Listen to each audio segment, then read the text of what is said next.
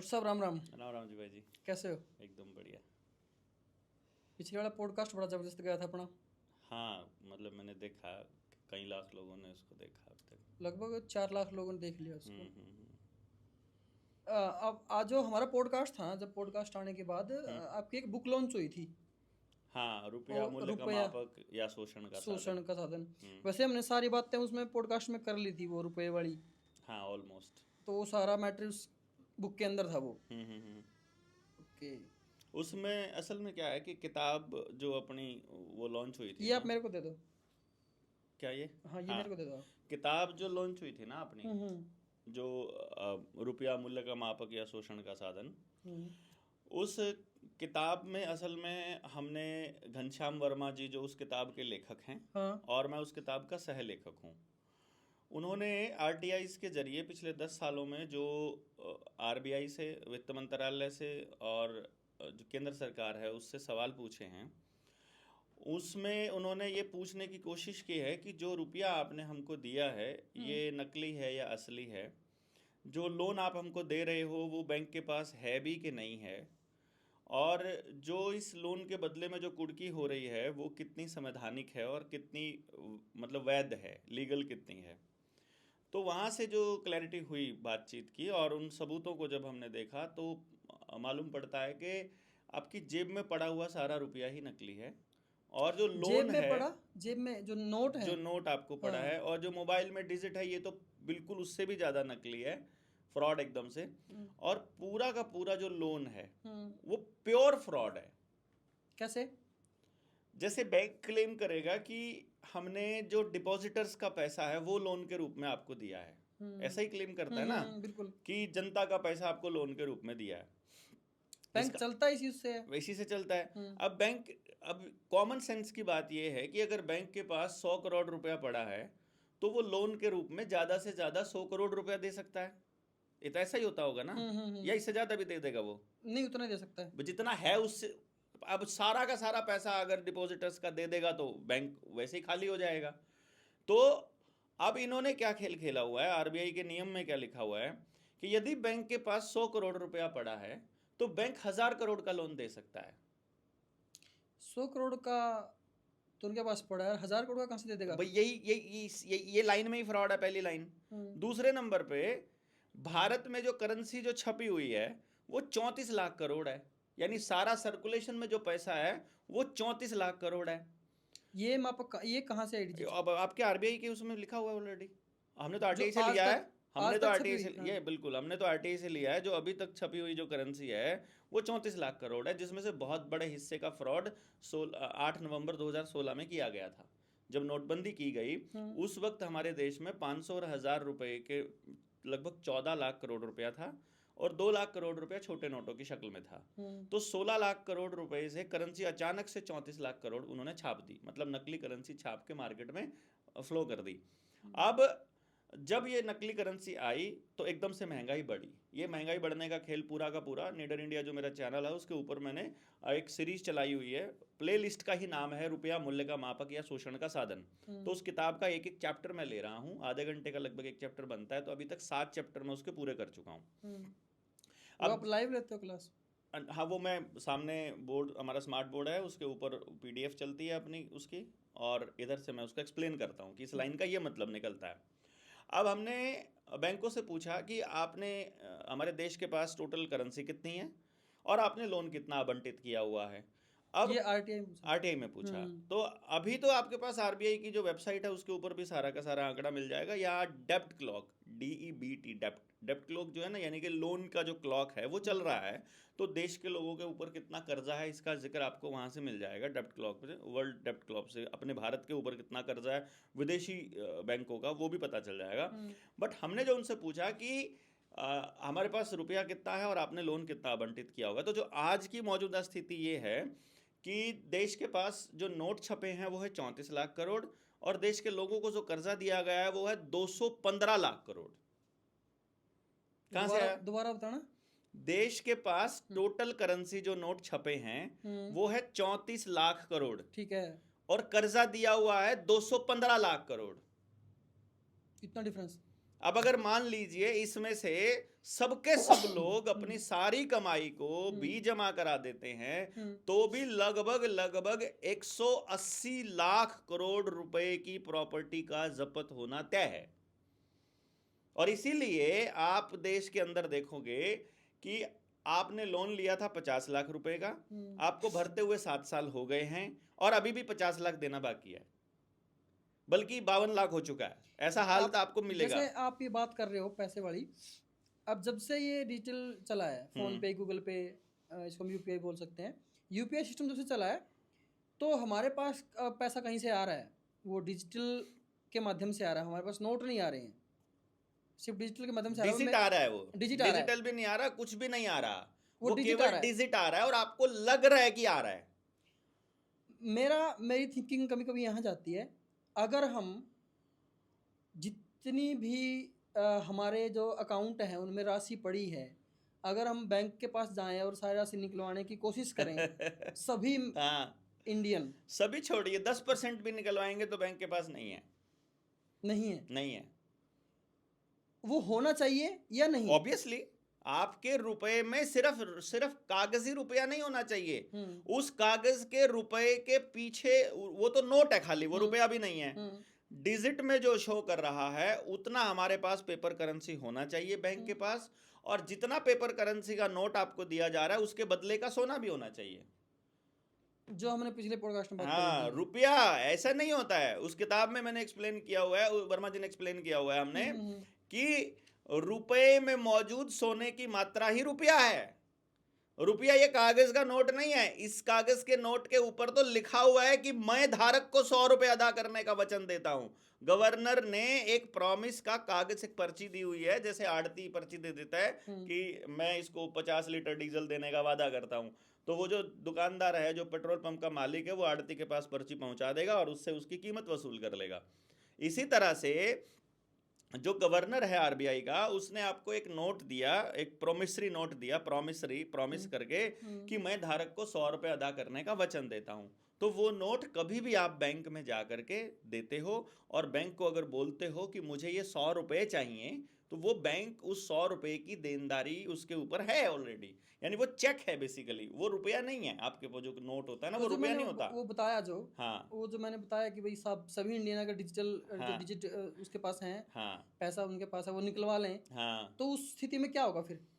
नहीं निकलवा लेंगे, पहली बात तो उनके पास है ही नहीं है, और बैंक ऑलरेडी क्योंकि फ्रॉड पे चल रहे हैं तो फ्रॉड का पता चल जाएगा देश के लोगों को, और बैंक जो है अगले दिन से बैंक का कोई कर्मचारी आएगा ही नहीं, बैंक खुलेगा ही नहीं, क्योंकि बैंक सारे किराए पर चलते हैं, तो सारी व्यवस्था चरमरा जाएगी। ऑलरेडी चरमराई हुई है मेरे दोस्त।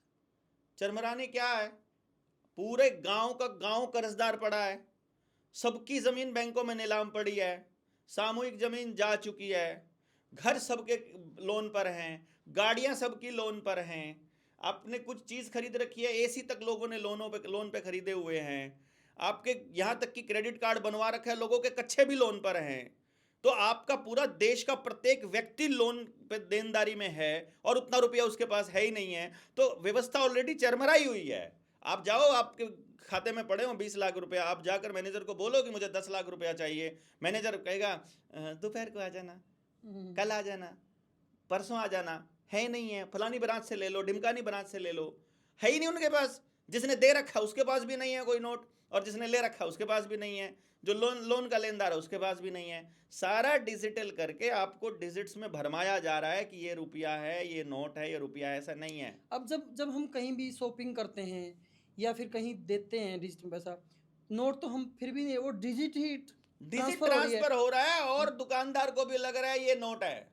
देखो, आपको जो बैंक ने दिया वो खाली डिजिट दे दिया, या तो वो डिजिट का कोई आधार तो होता होगा ना दोस्त, फोन पे है, अरे आधार मतलब उसके वो क्या है, वो उसकी वैल्यू क्या है।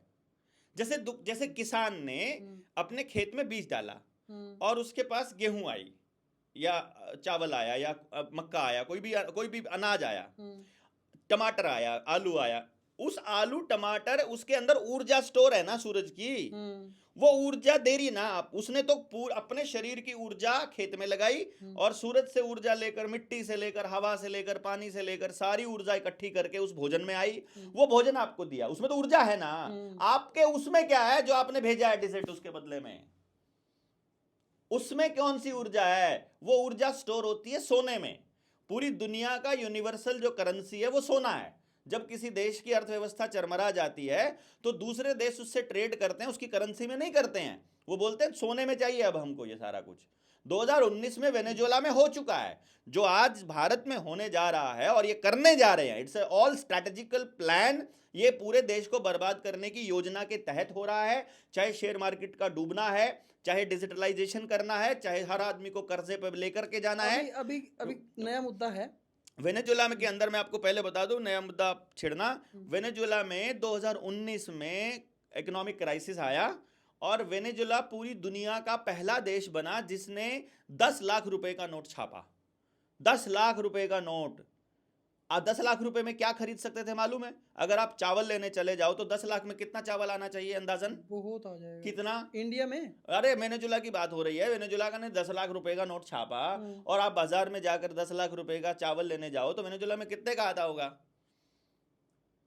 आइडिया नहीं मेरे को तो। अंदाजा बता दीजिए आप ऐसे कि 10 लाख रुपए किसी देश की करेंसी है, उसका 10 लाख रुपए में कितना चावल, कितना अनाज होना चाहिए? तो पूरी जिंदगी का आ जाएगा। आ जाएगा ना। आधा किलो चावल आता था 10 लाख रुपए में, आधा किलो चावल। Can you imagine? नहीं।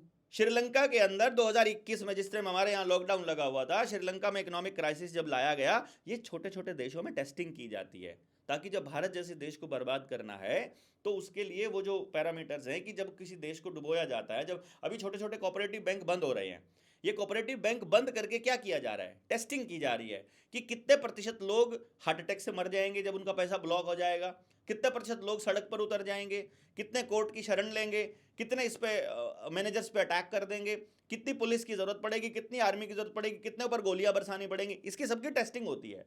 तो जब श्रीलंका के अंदर इकोनॉमिक क्राइसिस आया, वहां पर महिलाओं ने अपने कान की बालियां, हाथों की अंगूठियां, वो सब दे दी अपने बच्चों को खाना खिलाने के लिए। 1400 रुपए की एक पैकेट मिलता था दूध का, 1200 रुपए किलो, 1200 रुपए का ब्रेड का पैकेट मिल रहा था वहां पर। और उसके बाद जब ये सब हो रहा था, एक वक्त ऐसा आया जब सारा गोल्ड खत्म हो गया महिलाओं के पास, उन्होंने अपनी इज्जत बेची अपने बच्चों को रोटी खिलाने के लिए। ये भारत को इसी स्थिति पर लेकर के आ रहे हैं। और ये जो डिजिटलाइजेशन और जो लोन का जो गेम प्लान है, बल्कि जो गांव में सेल्फ हेल्प ग्रुप के नाम पर जो महिलाओं को लोन दिया जा रहा है, ये इसी षड्यंत्र का हिस्सा है। सारा का सारा पैसा या तो शेयर मार्केट में जा रहा है, या बैंकों में जा रहा है, या लोन के रूप में, किस्तों के रूप में जा रहा है, और सब बांटा जा रहा है। अब आप देखिएगा धीरे धीरे सारा पैसा स्टोर हो जाएगा बड़ी कंपनियों के पास, और बड़ी कंपनियां चलती हैं सेंसेक्स से, सेंसेक्स चलता है न्यूयॉर्क के उस वॉल स्ट्रीट से, और वो चलता है लंदन से, और वो चलता है वेटिकन सिटी से। वही जो गेम प्लान में वर्ल्ड इकोनॉमिक फोरम का बताता हूँ, जब चाहे, जिस दिन चाहे, पूरे देश की इकोनॉमी को अगर बर्बाद करना है, आप अंबानी और अडानी को बर्बाद कर दो, देश अपने आप बर्बाद हो जाए, क्योंकि सारी की सारी जितना पैसा उनके पास पड़ा हुआ है आज देश के पास। देश में जो वेल्थ का डिस्ट्रीब्यूशन है वो आम नागरिक के पास थोड़ी ना है। इसको समझना बड़ा जरूरी है कि आपका वेल्थ का डिस्ट्रीब्यूशन कैसे जा रहा है, प्रोडक्शन कौन कर रहा है, प्रोडक्शन में कितना शामिल है देश का नागरिक। देश का नागरिक प्रोडक्शन में तो शामिल है ही नहीं, कंज्यूमर बना हुआ है। बच्चे की स्कूल की पढ़ाई हो, उसका सुबह उठ करके मतलब पेस्ट करना हो, वो भी अब पैसे से जुड़ गया है। पहले कम से कम आपके गांव में कीकर नीम होती थी तो उससे दातुन करते थे, रुपया तो नहीं लगता था कम से कम। नहाने में भी पैसा लगता है, पानी का बिल आने लग गया अब तो आपका गांव में भी आने लग गया है। तो नहाने में आपका पैसा लग रहा है, खाने में आपका पैसा लग रहा है, खाना बनाने में आपका पैसा लग रहा है, घर से जाने आने में पैसा लग रहा है, बच्चा पढ़ाने में लग रहा है, किताबों में लग रहा है, कपड़े में लग रहा है, आप बातचीत करते हो आपस में फोन पे, उस पर पैसा लग रहा है। आपका कौन सी ऐसी चीज है जिस पर पैसा नहीं लग रहा है? आप सोच करके देखिए। सड़क पर चलने का टोल टैक्स आप देते हो। मतलब आपको पूरी तरह से कंट्रोल करने का एक पूरा गेम प्लान इनका तैयार है। कौन है वो गेम प्लान तैयार करने वाले? देखो, असल में तो दुनिया को दिखाई देता है पूंजीपति, लेकिन दुनिया को दिखाने को पूंजीपति दिखता है, कैपिटलिज्म दिखाई देता है, पर असल में कुछ 10-20 परिवार हैं, 13 परिवार जो आमतौर पे गिने जाते हैं, वो 13 परिवार इसके मालिक हैं, जिनकी टॉप शीर्ष में 2 परिवार आजकल के जो जैसे मॉर्गन वगैरह, रेनल्ड्स वगैरह तो बहुत पीछे हो गए। अगर हम देखेंगे तो रॉथस्चाइल्ड और रॉकफेलर फैमिली सबसे आगे बढ़ रही है। उनके भी इन 13 की 13 फैमिलीज का पैसा भी 2 कंपनियों के अंदर सबसे ज्यादा लगा होता है। वो कंपनियां हैं वैनगार्ड और ब्लैक रॉक। इसमें भी जो सबसे ऊपर है वो ब्लैक रॉक है, और ब्लैक रॉक में वैनगार्ड की इन्वेस्टमेंट है और वैनगार्ड में ब्लैक रॉक की इन्वेस्टमेंट है, और वैनगार्ड के अंदर बाकी कंपनियों की इन्वेस्टमेंट और वही नहीं कंपनियों की इन्वेस्टमेंट ब्लैक रॉक में है। यानी कोई सी कंपनी डूबे, कोई सी कंपनी बने, किसी कंपनी का शेयर ऊपर जाए, किसी का डाउन जाए, कोई फर्क इनको नहीं पड़ता है। जो आम नागरिक की इन्वेस्टमेंट है वो खत्म होती है। अभी कल परसों की तो बात है, सोमवार को मार्केट खुली और 6 सेकंड के अंदर 19 लाख करोड़ रुपया डूब गया भारत के लोगों वो का। बताया जा रहा है कि जो डोनाल्ड ट्रंप ने, जो अमेरिका के राष्ट्रपति हैं, उन्होंने उनका टैरिफ जो उन्होंने कर रखा है, टैरिफ का सिस्टम, उसके कारण हुआ ही है। किसी को आज तक टैरिफ समझ में आया है? किसी को टैरिफ पढ़ाते हैं? किसी को बताते हैं क्या होता है टैरिफ? नहीं बताते। इंपोर्ट करना होता है बस आपको। आपने इधर टैक्स लगा दिए हैं तो उधर हम टैक्स लगा देंगे तो ये हो जाएगा, और उनका एक बयान आया और आपका 19 लाख करोड़ रुपया डूब गया, और टैरिफ को आप या ट्रंप को आप उसका वो बता देंगे। यही क्या तो क्या क्या मामला बताओ क्या? कुछ भी नहीं मामला है भाई। वो कह रहे हैं कि तुम लोगों ने प्रोडक्शन जो हमारे यहाँ, जो हमारी कंपनियां, जो अमेरिका की कंपनियां इंडिया में आई हुई हैं, अब आपको मेक इन इंडिया बताया। जो देश के जो लोग हैं जिनको नहीं पता है, आपको क्या लगता है मेक इन इंडिया का मतलब क्या है? भाई इंडिया में बनाओ, इंडिया में खाओ, इंडिया में वो करो। ऐसा लगता है ना आपको? ऐसा कैसा फील होता है कि देश की बात हो रही है? वो ये कह रहे हैं कि भैया तुम कार वहां बना करके इधर भेजते हो तो इतना सारा टैक्स लगाना पड़ता है, ट्रांसपोर्ट करना पड़ता है, तुम वहां से यहाँ शिफ्ट हो जाओ, यहीं बनाओ, कंपनी विदेशी ही रहेगी, कमाई विदेशी ही रहेगी, टैक्स फ्री रहेगा तुम्हारे लिए यहाँ पर बिजनेस करना, प्रॉफिट तुम्हारे देश को लेके जाना भी फ्री रहेगा। यहाँ कोई भी विदेश की कंपनी अगर आती है, अगर वो यहाँ इन्वेस्ट करती है तो देश की गाड़ी कमाई को जब वो चूसती है तो विदेश में पैसा लगाना टैरिफ फ्री है, जीरो है। यहाँ के लोगों को रोजगार भी तो मिलता है। क्या चपड़ासी लगता है यहाँ का आदमी, ड्राइवर लगता है यहाँ का आदमी, गाड़ी लगती है उसकी वहां पे टैक्सी ठेके में लगता है। इंजीनियर भी लगते हैं। कितने लगते हैं? मैनेजर पूरी गाड़ी, पूरे के पूरी फैक्ट्री में एक चाहिए होता है, उसके नीचे 250 लोग चाहिए होते हैं काम करने वाले। वो 250 हमारे होते हैं, वो एक उनका होता है। कहने को रोजगार मिलता है, वो रोजगार, वो एक कंपनी चला रहा है जो आदमी, वो एक आदमी चला सकता है। तो पूरा तंत्र ये, अगर तुमको रोजगार देना है, वही फैक्ट्री हमारे गांव में, हमारे गांव के लोग नहीं चला सकते क्या?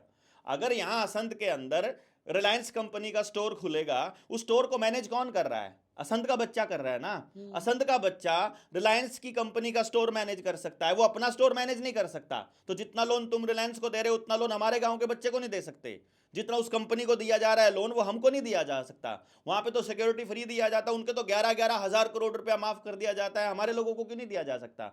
हमारे यहाँ पर तो 20 लाख का लोन अगर होता है, 1 करोड़ की प्रॉपर्टी है, 18 लाख रुपया भर भी चुका है, मात्र 2 लाख बचा पड़ा है, तो मकान की कुड़की कर देते हैं और उनके 11,000, 15,000, 1 लाख करोड़ माफ कर देते हैं। अभी मैं आपकी एक वीडियो देख रहा था, आप ऐसे तो से बात कर रहे थे, थाने के सचिव से बात, पता नहीं एसपी से बात कर रहे थे आप? नहीं, एसएचओ सही था, वो कुंजपुरा के थाने की बात थी। हाँ, वो उठा के ले गए थे कोई लोन, जो उनका मकान वो हाँ करने आए हुए थे। बिल्कुल।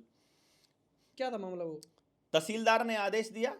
मामला क्या, शुरू से बताओ। मामला यह है कि बंदे ने लोन लिया हुआ है और उसने मतलब 20 लाख रुपए में 6 लाख रुपए में से 4 लाख रुपए भर भी दिया है, 2 लाख रुपया बचा हुआ है, सारी प्रॉपर्टी को कुड़क कर रहे हैं। और कमाल की बात क्या है, मतलब अंधेर नगरी चौपट राजा वाला हालत यहां पर क्या है कि प्रॉपर्टी किसी और की है, लोन किसी और ने लिया हुआ है और मकान किसी और का सीज किया जा रहा है। ऐसे कैसे? यही खेल है, बस कोई पूछने वाला ही नहीं है। क्या था वो प्रॉपर्टी? किसकी थी प्रॉपर्टी? अमित, जो जिसकी मैं बात कर रहा था, जिसको वो उठा के लाए थे बंटी की, उसके भाई की और उसकी ज्वाइंट प्रॉपर्टी है। लोन उसके भाई ने लिया हुआ है, लिया हुआ बाड़े के जमीन के ऊपर है, और लोग बंटी के घर पे लगा रहे हैं। नहीं, आप तो अमित की बात कर रहे थे ना? हाँ, बंटी अमित का ही नाम है। तो अमित को उठा करके ले गए। अमित कह रहे मेरी क्या गलती है, मेरा तो लोन भी नहीं है। वो कह रहे नहीं, इसी का आदेश हुआ है, बस इस पे ताला लग जाएगा। तो फिर क्या हुआ उस मामले का? कुछ भी नहीं हो। वो तो फिर जब पता लगा कि पूरे देश से लोग इसके साथ जुड़े हुए हैं, तो एसएचओ को बाद में उन्हें एसएचओ ने गलती मानी अपनी, और बोला कि हमने तो चाय पिला के भेज दिया है घर पे वापस। घर पे जाके उसने अपना ताला तोड़ लिया, अपने घर में है वो ठीक हो गया। कि ठीक क्या अब करना चाहिए तो शिकायत एसएचओ के खिलाफ। फिर गांव का आदमी है बेचारा, वो सोचता है मैं अकेला हूँ, एसएचओ के खिलाफ करूँगा, एसएचओ फिर मुझे किसी नशे वाले या ड्रग्स वाले किसी केस में फंसा के अंदर कर देगा, फिर तो मैं कहाँ जाऊँगा, मेरे साथ कोई लगने वाला है नहीं है। डर जाता है आदमी पुलिस के इस डर से कि उनकी मर्जी है, वो कुछ भी उस समय फेल आप देते कहाँ थे हैं। जब वो कॉल आया? मैं उस वक्त नांगल चौधरी में था उस वक्त, मतलब महेंद्रगढ़ के आसपास था जब कॉल आई, तो वहीं उसी एरिया में। एक वीडियो में आप जिक्र भी कर रहे थे कि कोई नया धर्म आ रहा है, वो क्या सिस्टम है? हाँ, क्रिस्लाम, वो यहूदी, हम्म, इस्लाम हम्म, और क्रिश्चियंस, ये मिल करके एक इनका इनका मिला जुला एक धर्म बना रहे हैं, क्रिस्लाम। कौन बना रहा है? और यही वेटिकन वाले जिनका मैं अभी जिक्र कर रहा था, जिनको पूरी दुनिया कंट्रोल करनी है। और ये कह रहे हैं कि जो आपकी जो धर्म की जो प्रैक्टिसेस हैं, मतलब अगर आप जैसे आप हिंदू धर्म, हिंदू पंथ को, मतलब धर्म तो नहीं है हिंदू, अगर आप हिंदू पंथ को प्रैक्टिस कर रहे हो तो ये पंथ आपने नाम लिया, पंथ और हिंदू में क्या फर्क है? पंथ ही है ना हिंदू। पंथ मतलब कि एक पंथ और विचारधारा। धर्म, पंथ और धर्म में क्या अंतर है? धर्म वो अलग अलग नहीं हो सकता किसी के लिए, वो सबके लिए एक होता है। जैसे भाई का धर्म क्या है, हाँ। आप किसी भी घर में पैदा हुए हो, भाई का, बड़े भाई का वही धर्म है, छोटे भाई का वही धर्म है, माँ का वही धर्म है। जैसे माँ का गर्भ धारण करना और बच्चा पैदा करना, हिंदू, मुसलमान, सिख, ईसाई, कोई भी माँ हो वैसे ही बच्चा पैदा करेगी जैसे होता है, वो माँ का धर्म है। वहां होकर के उसका रोल क्या है, वो उसका धर्म है। प्रकृति के नियमों को पालन करना ही धर्म है, सीधी सी फर्ज, बात। फर्ज और धर्म, फर्ज तो आप उसको फर्ज तो अलग बोल देते हो, धर्म एक्चुअली यानी जो धारण या जो नियम धारण करने लायक है वही धर्म है, और वो किसी का अलग हो ही नहीं सकता। आप किसी काम को करने से, आपने पूजा की पद्धति, परमात्मा एक सबके लिए एक ही है, वही है। उस परमात्मा के बारे में सोचना कि तुमको उसके बनाए नियमों का ही पालन करना है, ये तो हमारा धर्म है। उसकी पूजा अर्चना कैसे करनी है, इसके नियम अलग बना दिए, वो पंथ बन गया। जैसे सिख अपने परमात्मा की अर्चना अलग करेंगे, हिंदू अपना अलग करेगा, मुसलमान अलग करेगा, यहूदी अलग करेगा, ईसाई अलग करेगा, तो वो पंथ हैं, वो धर्म नहीं है। वो हमें झूठ बहकाया गया है, वो हमको गलत तरीके से घुसाया गया है। धर्म सबका एक है, जैसे हमारा इंसानी धर्म है वो सबका एक ही है ना। इंसान होने के नाते आपको जीव कल्याण की बात करनी है, जीवों को मारना नहीं है, प्रकृति का नुकसान नहीं करना है, पानी का दूषित नहीं करना है, हवा को दूषित नहीं करना है, दूसरे किसी जीव को मतलब परेशान और मारने का वो काम नहीं, यही है ना सबका धर्म। तो ये धर्म है उसका। तो पंथ अलग अलग है, पंथों में घुस के फिर वो जैसे आतंकी बन जाता है ना, जब कोई आदमी अपने पंथ का कट्टर समर्थक बन जाता है तो वो आतंकी के जैसा हो जाता है। तो हर देश के अंदर कोई ऐसा कट्टरपंथी कोई व्यक्ति लाया जाएगा, सत्ता के ऊपर बिठाया जाएगा, वो अपने अनुयायियों को कट्टरपंथी बनाएगा, और वो कट्टरपंथी फिर देश के अंदर कत्लेआम और डर और भय का माहौल बनाएंगे। कोई पार्टी भी हो सकती है। हाँ, पार्टी तो देखो, पार्टी की विचारधारा में कभी ये सब नहीं होता है, ये काम कोई व्यक्ति ही करता है, बेसिकली व्यक्ति को चेहरा बना के लाया जाता है। अभी इंडिया में, भारत में जो भारतीय जनता पार्टी है उसकी विचारधारा हिंदू की नहीं। अभी तो मुसलमानों को गिफ्ट किया है, योगी ने भी किया है, मोदी ने भी किया है। मेरा कहने का मतलब ये है, आपने कभी देखा है कि हम हिंदू की विचारधारा पर काम कर रहे हैं, ऐसा कभी बोला हो नरेंद्र मोदी ने? या बोला तो नहीं है वो, लेकिन वो काम जरूर कर रहे हैं। फेक आईडी बनाई जाती हैं, लोगों के अंदर घुसाया जाता है और लोगों के दिमाग में ऐसा सेट किया जाता है कि वो अपने आसपास के लोगों को अपना दुश्मन मानना शुरू कर दें। कुछ काम ऐसे हैं जो हिंदुओं के पक्ष में ज्यादा किए हैं भारतीय जनता पार्टी ने, ऐसा दिखाई देता है, ऐसा दिखाई देता है। वैक्सीन हिंदुओं को ही सबसे ज्यादा लगाई गई थी। अब वैक्सीन का कितना फायदा हुआ है ये आप सबको मालूम है, आपके आसपास हो रहा है ना, तो हिंदुओं को ही लगी ना। अब जितने आप देखोगे, अगर जा करके नपुंसकता का आंकड़ा अगर आप चेक करोगे, हिंदुओं में सबसे ज्यादा है। कर्जे का आंकड़ा देखोगे, हिंदुओं में सबसे ज्यादा है। जो उद्योग धंधे, डाटा कहाँ है ये? सब जगह आप उठा के देखो ना, पॉपुलेशन का परसेंटेज के हिसाब से उठा के देख लो कितने लोगों के ऊपर कितना कर्जा है। इस्लाम में तो कर्जा वैसे ही हराम है। नपुंसकता का आंकड़ा तो मनमोहन सिंह ने तो 45% को कहा था, अब तो मेरे ख्याल से 75 से 80% हो गया है। करनाल का 2023 का आंकड़ा है, करनाल जिले में 1,38,000 बच्चा आईवीएफ से पैदा हुआ है 2023 में, और रोहतक में 1,86,000 समथिंग पैदा हुआ है। एक जिले की बात बता रहा हूँ मैं, आप देख लगा के देखो पूरे भारत के अंदर। और ये आंकड़े पहले कहाँ थे? कहीं पर भी नहीं थे। आईवीएफ सेंटर इतने थे, हार्ट के इंस्टीट्यूट्स इतने थे, किडनी के इंस्टीट्यूट्स इतने थे, बॉडी पूरे के पूरे मल्टी ऑर्गन फेलियर पहले कभी होता था? नहीं होता था भाई। ये सब कौन कर रहा है? हिंदू हृदय सम्राट ही कर रहा है भाई। आपको दिखा रहा है कि मैं तुम्हारे लिए काम कर रहा हूँ। बात कर रहे थे, नए धर्म पे बात कर रहे थे। क्रिस्लाम बोल रहे हैं उसको। वो कह रहे हैं कि जो तुम ये कोई पंथ फॉलो करते हो, जो तुम कोई और धार्मिक प्रैक्टिस फॉलो कर रहे हो, इसकी वजह से तुम कट्टर होते जा रहे हो। ये जो कट्टर बनाया जा रहा है ना, हिंदू, मुसलमान, ईसाई, सिख, जैसे क्या होगा पंजाब के इलाके में सिखों को धर्मांतरण करके ईसाई बनाया जा रहा है पैसा दे करके। इसी तरह से जहाँ आदिवासी इलाकों के अंदर भी जहाँ पैसा नहीं पहुँचा है वहाँ पैसा दे करके ईसाईकरण किया जा रहा है। फिर इस्लाम के लोगों को भी लेकर के और पादरियों को उनको लेकर के, जो वो मौलवी वगैरह को लेकर के, वो हिंदुओं जहाँ बॉर्डर एरिया पड़ेगा वहाँ पर उनको इस्लामिक धर्म के अंदर कन्वर्ट करवाया जाता है पैसा दे करके स्पेशली। तो अब गरीब आदमी का तो धर्म पैसा है, उसको नहीं मालूम है कि अच्छा बुरा क्या है, उसको क्या फ़र्क पड़ता है। वो कहता है जिस धर्म में मैं हूँ यहाँ पे मैं भूखा मर रहा हूँ, मुझे वहाँ पर अगर महीने का 15,000 रुपया 20,000 रुपया मिलता है उनका गीत गाने से, वो गीत गा देगा, उसको क्या फ़र्क पड़ता है। वो तो जैसे नौटंकी वाले होते हैं। अब फिल्म एक्टर है, वो क्या बोलेगा आपको? वो आप बोलोगे उसको कि तुम ये इस तरह के अश्लील जो है वो एक्टिंग क्यों करते हो या ऐसी अश्लील फिल्में क्यों बनाते हो? तो वो बोलता है मैं तो एक्टिंग करता हूँ, मेरे को तो पैसा मिलता है ये सब करने का, है ना। तो ऐसा करके गरीब आदमी को पैसा दे के आप कुछ भी करवा लोगे। तो वो जहाँ इस तरह से कन्वर्जन होता है, फिर वो जहाँ बाहुल्य, जिस जगह पर जिस भी पंथ को मानने वालों का बाहुल्य होगा, वहाँ कट्टरपंथी चलेगी। वो पूरा का पूरा गेम प्लान चलेगा, मीटिंग्स होंगी, फिर वहाँ पे उनके खिलाफ भावनाएं भड़काई जाएंगी, फिर वहाँ पर दंगे करवाए जाएंगे, छोटे मोटे उपद्रव करवाए जाएंगे, फिर वो मीडिया में छपेगा, फिर मीडिया में छप के फिर वहाँ तक जाएगा इंटरनेशनल, फिर वर्ल्ड इकोनॉमिक फोरम उसके ऊपर संज्ञान लेगी और फिर कहेगी ये बड़ी चिंता का विषय है कि आप पंथों के आधार पर ऐसे लड़ रहे हो। तो फिर वो कहेंगे यार एक काम करते हैं, पूरी दुनिया के अंदर एलियन का अटैक होने वाला है, तो एक काम करते हैं पूरी दुनिया में एक ही धर्म जो है वो बना देते हैं, सबको यही फॉलो करना पड़ेगा, अगर कोई इसके अलावा कुछ और फॉलो करेगा तो उसके ऊपर उसका अकाउंट सीज हो जाएगा, उसका राशन नहीं मिलेगा, उसको रोटी नहीं मिलेगी, बिजली पानी कट जाएगा, सब कुछ ऐसे कट जाएगा। वो सब प्लान चल रहा है।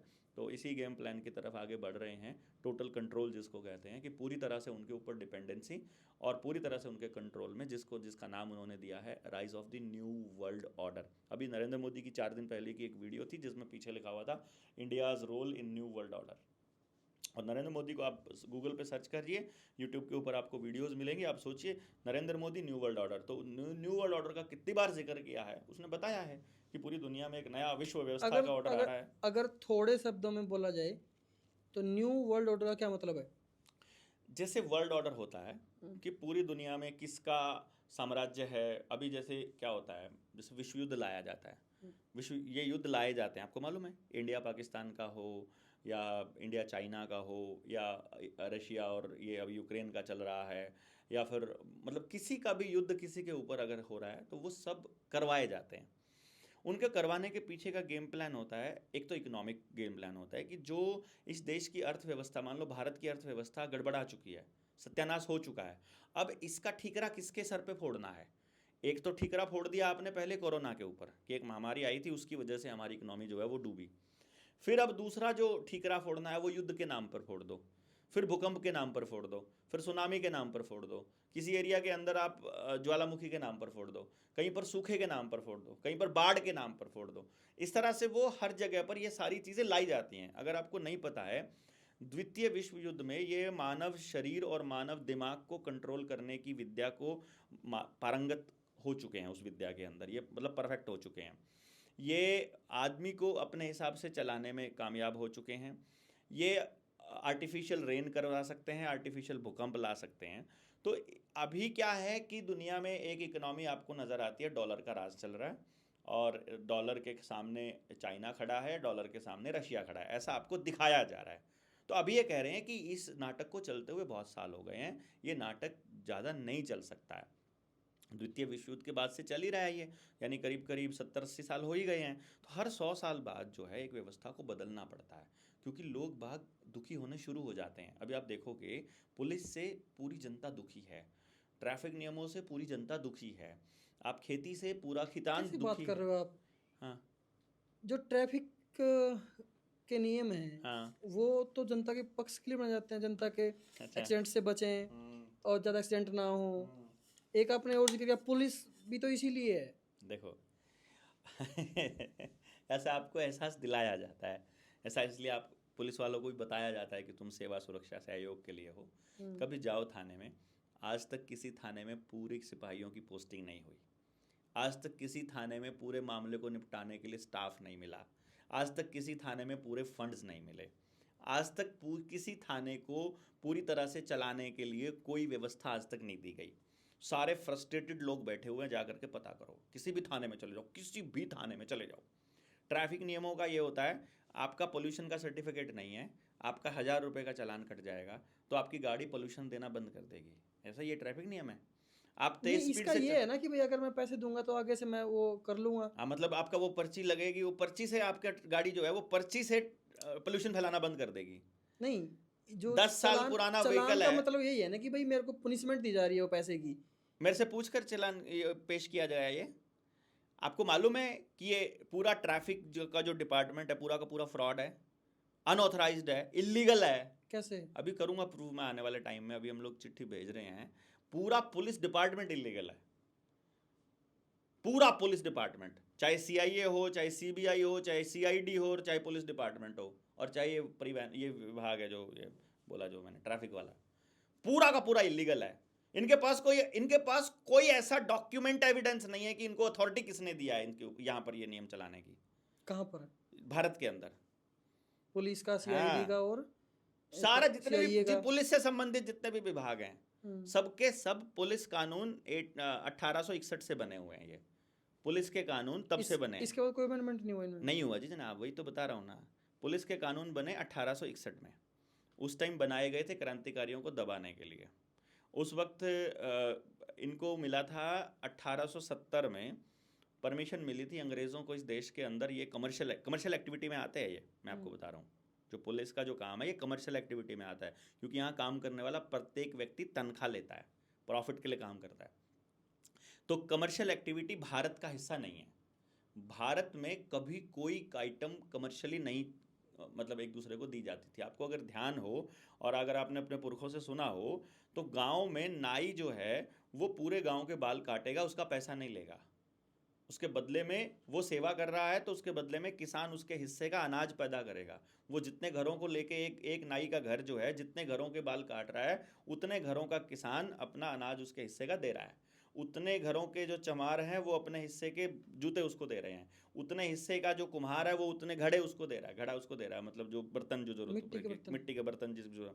कहने का मतलब है कोई भी व्यक्ति गांव के अंदर एक दूसरे से कोई भी देनदारी कोई भी लेनदारी कमर्शियल नहीं कर रहा है, वो सहभागिता से चल रहा है। तो पूरा गांव का जो कल्चर है जिसकी अर्थव्यवस्था जंगल आधारित है और कॉपरेशन आधारित है, सहभागिता से चलता है, वो भारत है। जहां एक दूसरे से लेन देन में पैसा इस्तेमाल होता है वो भारत नहीं है। ये कहां लिखा हुआ है कि ये भारत है? डेफिनेशन भारत की यही है भाई मेरे। इसीलिए जिस टाइम पर धर्म के नाम पर देश अलग किया गया तो नेपाल अलग बना, नेपाल हिंदू राष्ट्र बना, और जब मुस्लिम राष्ट्र बना तो पाकिस्तान बना। भारत हिंदू राष्ट्र बन ही नहीं सकता है, क्योंकि भारत है ही, भारत का नाम ही ये है कि जहां पर धर्म, जाति, लिंग और रंग किसी भी आधार पर किसी भी तरीके से कोई भेदभाव ना होता हो, जहां सारे नियम प्रकृति के बनाए हुए चलते हैं, जो सनातन नियम है केवल वो चलेंगे, वही भारत है। जहां सनातन नियम नहीं है वो भारत का हिस्सा है ही नहीं है। और शहर हैं जहां सनातन नियम नहीं चलते हैं, गांव में ही चलते थे। गांव को बर्बाद करना, गांव को शहरों की तर्ज पर विकसित करने का जो ये डायलॉग है, और गांव की ज़मीन से जंगल को उड़ा देना, सामूहिक तालाब को उड़ा देना, और गांव के अंदर भी बाजार को ले जाना, गांव में भी पैसे का फ्लो ले आना, गांव में भी बुढ़ापे के नाम पर अलग पैसा देना, विधवा के नाम पर अलग पैसा देना, इंजेक्शंस के नाम पर अलग पैसा देना, आंगनबाड़ी के नाम पर अलग पैसा देना, स्कूल के नाम पर अलग पैसा देना, पैसा हर आदमी को पैसे के साथ जोड़ना, दैट इज नॉट भारत।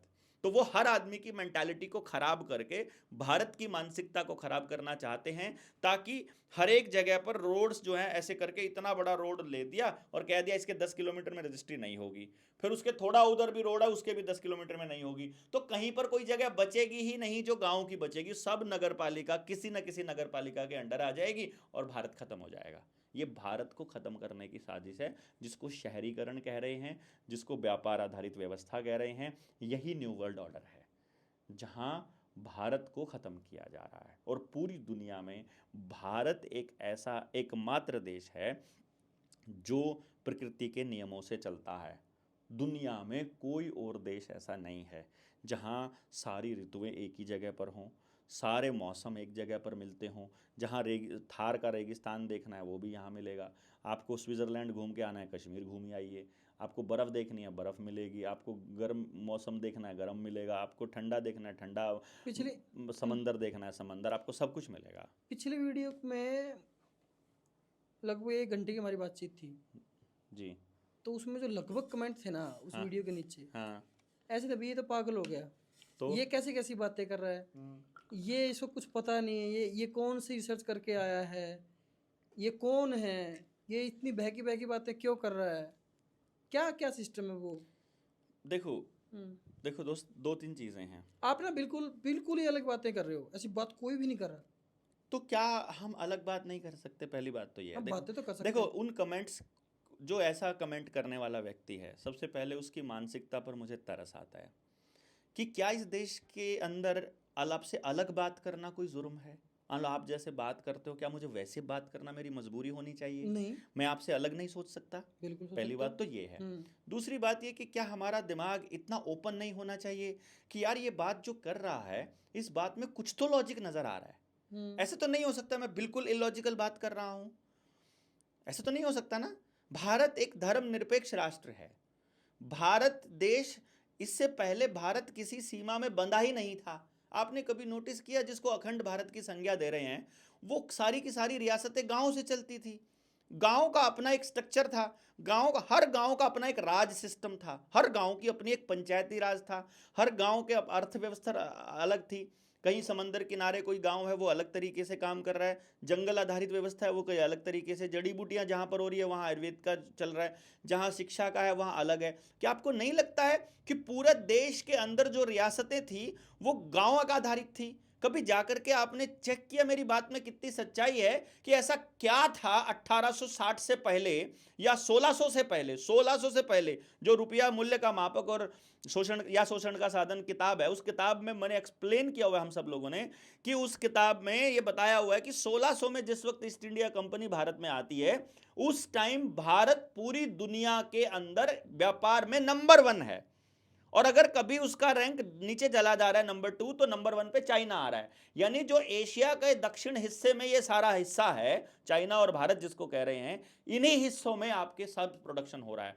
सब कुछ प्रोडक्शन सिर्फ यहां हो रहा है भाई। उन देशों में जिसको यूरोप बोल रहे हो, जहां पर आप लोग जिनको डेवलप्ड कंट्रीज की संज्ञा दे रहे हो, कई कई जगह तो ऐसी है यार 6-6 महीने सूरज नहीं निकलता है, कई कई जगह ऐसी है जहां 9-9 महीने तक आपको बर्फ पड़ी रहती होती है। वहां पर प्रोडक्शन क्या होगा? Nothing at all. हमारा पूरा समृद्धि का हाल ये था कि गांव के गरीब से गरीब औरतों के हाथों पैरों में भी सोना और चांदी हुआ करता था। 1 दड़ी चांदी, 2 दड़ी चांदी नॉर्मल हुआ करता था। एक एक घर में 20-20, 30-30, 40-40 भैंसों का लंगर नॉर्मल बात होती थी। 30 भैंस किसी के घर में हो आज के टाइम पे 1.5 लाख के हिसाब से भाई साहब 45 लाख रुपए की तो डंगर डंगर हुआ करते थे। आज के हिसाब की बता रहा हूं मैं आपको। और करोड़ों रुपए का सोना और चांदी हुआ करता था। मतलब हर घर के अंदर संपन्नता थी, क्योंकि प्रत्येक घर प्रोडक्शन से जुड़ा हुआ था। और वही भारत था असल में। इसी चीज को अंग्रेजों ने एक्सप्लेन किया है, अपने डॉक्यूमेंट्स के अंदर डॉक्यूमेंटेड किया है। राजीव दीक्षित ने इनको बहुत डिटेल में एक्सप्लेन किया है और अपनी रिसर्च में सबको बताया है। आप उनको सुनिएगा तो पता चलेगा कि भारत असल में क्या था। चाहे उसमें चाइल्ड लेबर की बात हो, चाहे मेटलर्जी की बात हो, चाहे रिसर्च की हो, एजुकेशन की हो, महिलाओं की शिक्षा की हो, जिस पे भी बात करोगे, भारत पूरी दुनिया में नंबर 1 था, क्योंकि यहाँ की अपनी एक व्यवस्था थी। भारत की अपनी व्यवस्था, भारतीयता के आधार पर भारत को खड़े करने का मतलब है जो भारत है उसको खड़ा करना। भारत में जो तो जो लोग मेरे खिलाफ कमेंट इस तरह की कर रहे हैं कि ये पागल हो गया है, देखिए ऑब्वियसली अगर जो 100 लोगों में से 99 एक तरफ की सोच रहे हों जो कि टीवी से संचार, देखो आपको सोच कहाँ से मिलती है, टीवी से, मोबाइल से और स्कूल की शिक्षा से। मैं उस शिक्षा से ऊपर पार पा गया, मुझे समझ में आ गया, और मुझे जब समझ में आया तो मैंने देखा कि जो कुछ पढ़ाया जा रहा है, जो कुछ सिखाया जा रहा है, सारा का सारा डॉक्ट्रिन किया जा रहा है, सबका सब प्रोपेगेंडा है, क्योंकि असलियत तो कुछ और है। यार मैं बचपन से पैदा होने के बाद मतलब शुरू से लेके आखिर तक सिर्फ याद कर रहा हूं, ऐसी शिक्षा मुझे कुछ भी नहीं सिखाया जा रहा है। किसी बच्चे से पूछ कर तो देखो, कॉलेज के 12वीं में पढ़ रहा है कोई 18 साल का, उससे पूछ कर तो देखो तुम्हें क्या आता है, उसको कुछ भी तो नहीं आता है मेरे दोस्त, कुछ भी नहीं आता है। ऐसा कैसे हो सकता है कि किसी बच्चे को 18 साल तक की उम्र तक कुछ भी ना आता हो? मैं ये देखा मैंने इस सिलसिले में कि यार ये इत्तेफाक नहीं हो सकता। जिन लोगों ने इसके ऊपर काम किया है, मार क्यों दिया फिर? नेताजी सुभाष चंद्र बोस को क्यों मार दिया भाई? जिन्होंने भी भारत को भारतीयता के आधार पर खड़े करने की बात की, चाहे भाई राजीव दीक्षित हो, चाहे इंदिरा गांधी हो, चाहे राजीव गांधी हो, चाहे ये अपना लाल बहादुर शास्त्री हो, इनको क्यों मारा? गांव स्वराज इनकी की मौत बात अभी जब भी गांधी ने करना शुरू किया आजादी के बाद, रहस्य इनकी मौत अभी भी। अब सारा सुभाष रहस्य है। चंद्र बोस की तो मौत मतलब का आप, रहस्य खुला नहीं आज तक। हाँ लाल बहादुर शास्त्री की मौत का रहस्य नहीं खुला बिल्कुल, आज तक। इंदिरा गांधी तो चल गया था पता, वो जो उनके सिक्योरिटी गार्ड थे उन्होंने मारा था। क्यों मारा था? राजीव गांधी भी हम्म कभी ऐसे मौत का रहस्य वो भी नहीं खुला। हाँ वो श्रीलंका से थे शायद। भाई देखो, मारने के लिए कोई ना कोई आदमी तो होगा, वो आपके सामने प्रोपेगेंडा कुछ भी रच देंगे। अभी किसी सड़क पे ऊपर रोड रेज में वो उधर मरवा देंगे और बोलेंगे कि ये तो सड़क के ऊपर चलते हुए सीसीटीवी कैमरे में आया है कि इनकी तो गाड़ी का छोटा मोटा टचिंग हुई थी, उसी में लड़ाई बढ़ गई और उन्होंने सरिया मार दिया और सिर में और मर गया। तो आपको क्या लगेगा, सचमुच रोड रेज था या इनका पूरा षड्यंत्र खुल रहा था इसलिए मार दिया? हमारे एक साथी की मैं आपको बात बता देता हूँ, हालांकि पता नहीं मुझे बोलनी चाहिए कि नहीं बोलनी चाहिए। हमारे एक साथी के पास इंग्लैंड से फ़ोन आया, बोलते हैं हम इंग्लैंड से बोल रहे हैं और इंग्लैंड के राजघराने से बोल रहे हैं। उन्होंने ये बताया, और जिस टाइम पे उनके पास फ़ोन आता है, कमाल की बात है, उनका फ़ोन जैम हो जाता है। जैम का मतलब ये होता है ना लाउड स्पीकर ऑन होता है, ना ही रिकॉर्डिंग चालू होती है, ना ही आप कुछ भी कर, ना किसी को कॉलिंग पे ले सकते हो, कोई बटन काम नहीं करता है, पूरा जैम। कॉल उठाते ही वो बंदे बता रहे हैं तुम्हारे घर में इस कलर के पर्दे लगे हुए हैं, तुम्हारी इस दीवार पर ये फोटो टंगी हुई है, तुम इन लोगों से बात करते हो, तुम्हारे फ़ोन में जेएसएम के नाम से, जनता सरकार मोर्चा के नाम से 186 फ़ोन नंबर सेव हैं, तुम पिछली बार इतने लोगों से बात कर रहे थे, अपनी पत्नी को यहाँ दिखा कर लाए थे, हमारे पास तुम्हारा सारा रिकॉर्ड है। वो थोड़ा डराने की कोशिश किया, फिर बाद में बोला आई डोंट इंग्लिश ऐसा करके उसने बोला, तो उन्होंने एक हिंदी ट्रांसलेटर रखा, एक लड़की को रखा, वो उनसे बात करती रही। फिर वो यहाँ उस लड़की के रिश्तेदार यहाँ पर थे इंडिया में, उन्होंने अपने जानकारों को बोला कि उनको बोलिए कि उनका फ़ोन टैप हो रहा है, गलती से भी अपने साथियों को कॉल ना करें और कहीं ऐसी जगह ना जाए जहाँ उनकी मीटिंग चल रही हो। उस तरह से वो चलता रहा।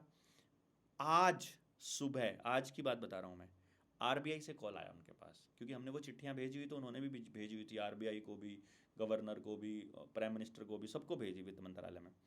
उन्होंने बोला हम आरबीआई से बोल रहे हैं। ठीक है, बोले देखो तुम्हारे पास दो ऑप्शंस हैं, या तो हमारी बात मान लो, या फिर तुम देशद्रोह में अंदर जाओगे, या सड़क एक्सीडेंट में मर जाओगे, या जहर लग के मर जाओगे, या पैरालिसिस हो जाएगा, हमें कुछ नहीं पता। किसको फोन आया था ये वाला? हमारी टीम का एक साथी है, नाम नहीं बता रहा हूँ अभी, ठीक है, यूपी से हैं। अभी कोर्ट में हम लोगों ने घसीट लिया है बैंकों को, पूरे मसले पे फंस गए हैं बैंक, एकदम फंसे पड़े हैं। वित्त मंत्रालय के वित्त सचिव को हमने तलब किया है कोर्ट में, और वित्त और जो कहीं खबर तो है ही नहीं है भाई, हम तो क्या करते हैं, प्रेस कॉन्फ्रेंस करी थी, किसी ने छापने की हिम्मत नहीं है, तो हम क्या करें इसमें? ये तो हमारी गलती तो नहीं है, मैं तो बोल रहा हूँ, तो ये तो बाकायदा सारे डॉक्यूमेंट्स हैं, सब कुछ है। तो जी उसको बोला हमने, और वो जो बंदा था वो बोला या तो ये नहीं मानोगे तो तुम्हारा ये हाल होगा, और यदि तुम हमारी बात मान लेते हो, मानने में तुमको क्या करना है, मानने में तुमको ये करना है कि जो तुमने आज तक चिट्ठियाँ भेजी हैं उसका जवाब हम तुमको नहीं देने वाले हैं, और तुम्हें भी आगे से कोई चिट्ठी नहीं भेजनी है, बस इतना सा मानना है। बदले में हम तुमको दो ऑफ़र दे रहे हैं, दोनों की दोनों तुम्हारी। पहली, हम तुम्हें 2 एटीएम देंगे, पूरी दुनिया में जहाँ से चाहो जितना चाहो पैसा निकाल सकते हो उस एटीएम से, ये है पहली ऑफ़र। दूसरी ऑफ़र है, जो तुम कह रहे हो कि सरफेसी एक्ट के तहत गलत लोगों को फंसाया जा रहा है, 5000 नाम हमको लिख करके दे दो पूरे देश से जिनको गलत कार्रवाई हुई है, जिनके मकान पर कुर्की या फिर इसके आदेश आए हुए हैं, उन सब की नीलामी रुक जाएगी और सबको नोटिस मिल जाएगा। 5,000 की लिमिट है, इससे ऊपर नहीं। ये दोनों ऑफर तुम्हारे पास है, तुम ये या तो तुम ये कर लो। ले लेते फिर एक, कम से कम आपका एक टीम मेंबर तो हो जाता सही। नहीं नहीं, एक टीम मेंबर तो हो जाता। अब हम फंसे हुए हैं कि अब हम क्या करें। मतलब इतने से में हम बिक जाएं या लड़ाई को जारी रखें, आदमी खो दें या क्या करें। हम नहीं समझ में आता कि एक चिट्ठी ने और एक कागज़ ने मतलब इतनी हिला दिया, पूरा सिस्टम हिलाया हुआ है। क्योंकि जिस दिन ये चीज़ें बाहर आएंगी उस दिन पूरा बैंकिंग सिस्टम क्रैश करने वाला है, इनको भी मालूम है क्रैश करने वाला है। क्रैश हो जाएगा तो फंसेंगे तो आम आदमी तो ऑलरेडी फंसा हुआ है मेरे दोस्त। कहाँ है अभी तो चल रहा है, मान लो जो चल रहा है, आपको लेकिन लगता है चल रहा है भाई। आप सारी जिंदगी इसी तरह से चलते रहो तो आपको कुछ नहीं होने वाला है। फिर क्या हो जाएगा जब ये फंस जाएंगे तो? आपको असल चीज पता चल जाएगी कि असली धन क्या है। सोचो 40 साल की उम्र तक आपने अपनी सेहत को दांव पे रख के इतना काम किया, और आपको मालूम है कि आप जो काम कर रहे हो इस काम में आपकी आंखें कितनी खराब होंगी, आपका ब्रेन कितना डैमेज हो रहा है, आपको मालूम है आपकी सेहत अंदर से, आपका गट कितना ख़राब हो रहा है, रात को जाग जाग के आपका पूरा का पूरा सिस्टम अंदर से ऑर्गन फेलियर की तरफ आप जा रहे हो, आपका पूरा सिस्टम अंदर से ख़राब हो रहा है। तो अब 40-45 साल तक आप अपने सेहत, क्योंकि आपको पता नहीं चलेगा कि आपका अंदर से खोखला हो रहे हो। जब आप 40-45 के हो जाओगे उसके बाद जितना पैसा कमाया सारा डॉक्टरों को पूछ दोगे। नहीं हो रहा तो बता दो अपने आसपास, आपके आसपास कोई एक घर बता दो जिसमें बीमारी नहीं है, मिलेगा नहीं आपको। एक इत्तेफाक थोड़ी हो सकता है यार, ये पूरा स्ट्रेटजिकल है, पूरा प्लानिंग का हिस्सा है, और इसको समझना पड़ेगा। शरीर को समझना भुला दिया हमने, ज़मीन को समझना भुला दिया हमने असली धन को खो दिया, हमने परिवारों को खो दिया, समाज को खो दिया। अपराध, नशा, कितना चारों तरफ नशा यार, ऐसा कैसे हो सकता है? नशा मुक्त गांव ऐसा बोर्ड लगा होता है और उस गांव के कोने पे 2 ठेके हैं यार, एक इधर वाले पे एक पदर वाले पे। नशा मुक्त गांव कैसे हो गया वो? मुझे नहीं पता कैसा नशा मुक्त गांव है, और आप मान रहे हो। और उस बोर्ड को शान से वहां लोग खड़े होकर के फोटो खिंचवाते हैं वो बच्चे उस गांव के। उनको इतनी अकल नहीं है कि ये ठेका क्या है, ये नशा नहीं है क्या। वो तुमको कह रहे हैं कि जो तुमको ठीक करने वाली चीजें हैं, अफीम और जो ये भांग है, जो दवाइयां हैं एक्चुअली, उनको तो नशा कह करके वो दवाइयां छिड़क के मरवा देते हैं उनको, तो मतलब उनके पौधों को सड़ा देते हैं, और ठेके नए नए रोज खुलते हैं। चिट्टा आपको अवेलेबल इजीली हो जाता है, दूसरे नशे आपको, सूखे नशे अवेलेबल हैं। इतनी समझ नहीं है हमको कि नशा क्या होता है और दवाइयाँ क्या होती हैं। इतनी बुद्धि भ्रष्ट हो गई है क्यों हो रहा है ये सब? मतलब ये कह सकते हैं भारत बर्बाद हो रहा है। हाँ, यही तो कह रहा हूँ मैं, और क्या कह रहा हूँ। आपकी जो बातें हैं उनसे ये लग रहा है कि भारत बर्बाद हो रहा है, किया जा रहा है मेरे दोस्त। यहाँ के जो नेता हैं, यहाँ का जो उद्योगपति है, यहाँ का खिलाड़ी है, और यहाँ का, अब देखिए खिलाड़ी किस चीज़ की ऐड कर रहे हैं। 3 पत्ती खेलो, वो कह रहा है ड्रीम 11 खेलो, सट्टा लगाओ, यही खेल रहा है ना, यही कह रहा है ना खिलाड़ी। एक खिलाड़ी, फिल्म अभिनेता क्या कह रहा है कि रेड एंड वाइट पीने वालों की बात कुछ हो रहा है। दूसरा कह रहा है मिल बैठेंगे 3 यार जब ये सोडा पियेंगे। तीसरा कह रहा है कि ये वाली विस्की पियेंगे तो हम लोग जो है बड़े वो हो जाएंगे। कह नहीं रहा है वो, मैं कोई ऐसी बात थोड़ी कह रहा हूँ जो नहीं कह रहा हूँ। आपकी बात समझ गया। आप एक वीडियो में एक वो शादी वाली प्रणाली की और बात कर रहे थे कि वो खत्म हो रही है, विवाह प्रणाली। देखो विवाह प्रणाली 13-14 साल की उम्र में लड़की को पीरियड्स आने शुरू हो जाते हैं। लड़की को पता लगने लग जाता है कि मेरे शरीर में, मेरे अंगों में इस तरह का बदलाव होना शुरू हो गया है। पीरियड शुरू होने के 2 साल बाद वो कोई भी लड़की जो है वो मतलब माँ बनने के लिए पूरी तरह से तैयार होती है। यानी करीब 16 साल की उम्र में एक माँ बनने के लिए पूरी तरह तैयार है। उस 2 साल पूरा होने, उस टाइम तो नाबालिग होती है। आपने कानून बनाया ना तभी तो नाबालिग है, पहले थोड़ी होती थी। पहले शिवाजी महाराज, महाराणा प्रताप जैसे योद्धा कैसे जन्म लिए भाई? वो उसीलिए लिए ना, अगर तुम कह रहे हो, क्योंकि हमें शरीर का एग्जैक्ट पता था। उनको पता था कि 16 साल की उम्र में कोई भी लड़की माँ बनने के लिए सबसे ज़्यादा फर्टाइल है। उस टाइम पर करप्शन उसके शरीर में नहीं आया है, उस टाइम तक कोई गलत उसने स्टेप्स नहीं उठाए हैं, और ऐसा कुछ भी नहीं है जो उसको ख़राब करता हो। उस वक्त जब बच्चा पैदा होगा वो सबसे हेल्दी होगा। जितनी उम्र बढ़ती चली जाएगी उतने ही अनहेल्दी बच्चे आना शुरू हो जाएंगे। अब आपको भारत को ख़राब करने के लिए क्या करेंगे? ये कहेंगे कि हमने एक कानून बनाया आपके लिए कि आपका बच्चा, आपकी जो लड़की है वो 16 साल की उम्र में लिव इन में रह सकती है। बनाया था ना कानून। वो तो 18 लिव इन में तो 18 का ही है शायद। 16 साल की उम्र में मां बन सकती है, लिव इन में था वो खाप पंचायतों के विरोध के बाद अभी के लिए उसको होल्ड कर लिया गया था, बाद में वो आएगा। 16 साल की उम्र में लिव इन में रह सकती है, मां बन सकती है। अगर परिवार को उसके मां बनने से आपत्ति है तो जिला का जो कलेक्टर के अंडर आने वाला जो बच्चे का बाल संरक्षण जो प्रोग्राम है उसके अंतर्गत उसके बच्चे की पालना सरकार करेगी, मिलेगा सपोर्ट। अगर वो बच्चा मान लो वो अनचाहा बच्चा पैदा ना करना चाहे तो उसको अबॉर्शन कराना पड़ेगा। अबॉर्शन कराने के बाद भी क्या वो उसी तरीके से मां बन पाएगी? बन पाएगी? थोड़ा दिक्कत होगी थोड़ा, ऑब्वियसली ना। जो जैसे जैसे वो उम्र बढ़ती जाएगी वैसे वैसे अबॉर्शन के चांसेस ज़्यादा होते जाएंगे। 1 हुआ, 2 हुआ, 3 हुआ, एक टाइम ऐसा आएगा जब वो माँ बन ही नहीं पाएगी। पॉसिबिलिटी है कि नहीं है? और जब वो इतने सारे रिलेशंस पहले बना चुकी है, क्या वो कभी अपने परिवार के साथ रह पाएगी?